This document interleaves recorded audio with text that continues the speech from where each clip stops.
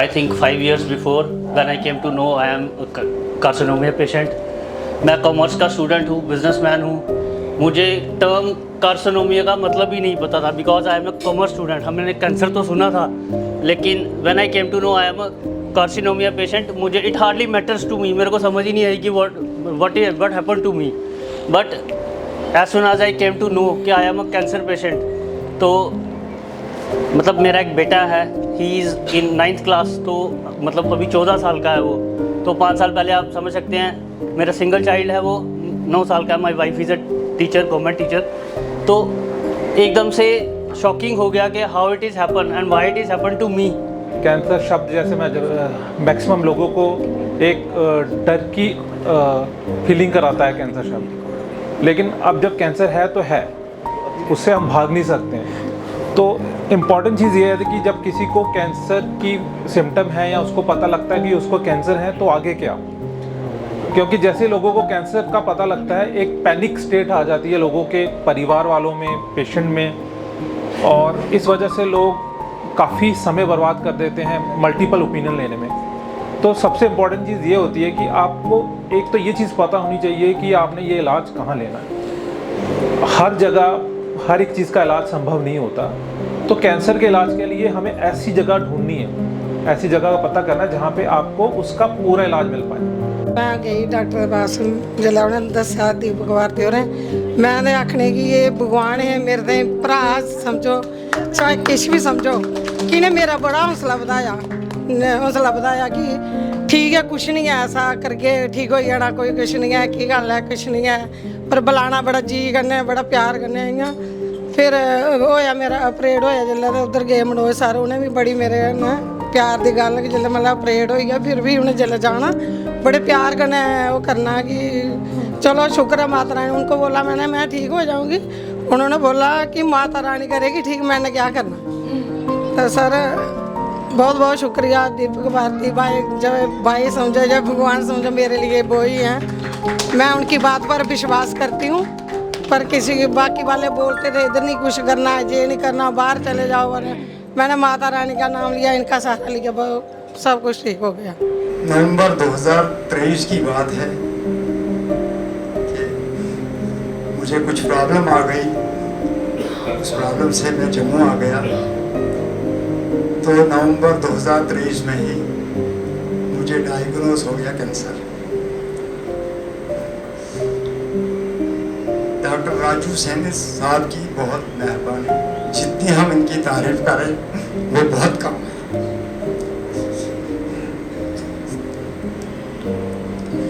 उसके बाद जब मेरा इलाज हुआ, 4 डोज लगाए. 4 डोजों के बाद जब टेस्ट हुआ, पेट स्कैन हुआ, तो 91% मेरी रिकवरी हुई थी. उसके बाद सिर्फ डोज लगे, तो अभी तक मैं बिल्कुल ठीक ठाक हूँ. जबकि मेरे खानदान ने मेरी उम्मीद ही छोड़ दी थी, पूरी उम्मीद ही छोड़ दी थी. और अभी मैं बिल्कुल इंशाल्लाह ठीक हूँ. अल्लाह का फजल करम है और डॉक्टर साहबों की मेहरबानी.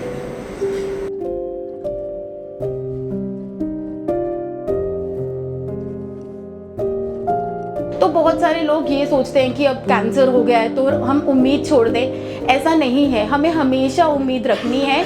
और आजकल इतना अच्छा एडवांसमेंट है सारी हमारी मेडिकल ट्रीटमेंट्स में कि दैट मैक्सिमम पेशेंट्स, मैं अपनी ब्रांच की बात करूं तो एटलीस्ट 60 से 70% पेशेंट्स बिल्कुल क्योर हो जाते हैं. कि इतनी अच्छी बढ़िया ट्रीटमेंट है. जो अपना सतवारी है ना चट्ठा, उसके पास एक बाबा जी आए हुए हैं, तो वो देसी दवाई देते हैं. मतलब देंगे वो 30-40 हज़ार रुपया लेंगे पहले, फिर उसके बाद ट्रीटमेंट शुरू होगा. तो ये मुझे बार बार बोलने, सारा परिवार बोलने लगा नहीं जी जाना है जाना है.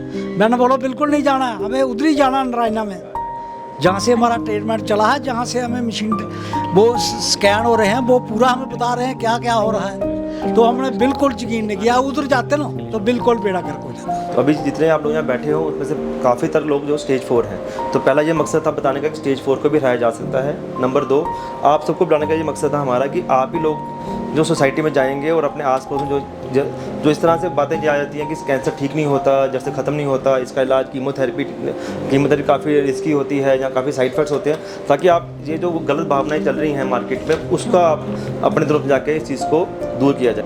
तो मेरा नाम विजय कुमार सफरू है, ठीक है। तो 1 नवंबर मैं बत्रा हॉस्पिटल में एडमिट हो गया था।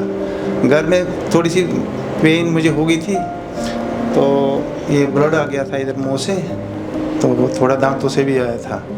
तो टेस्ट किए थे तो थोड़ा बहुत कुछ डायग्नोस हो गया था मुझे।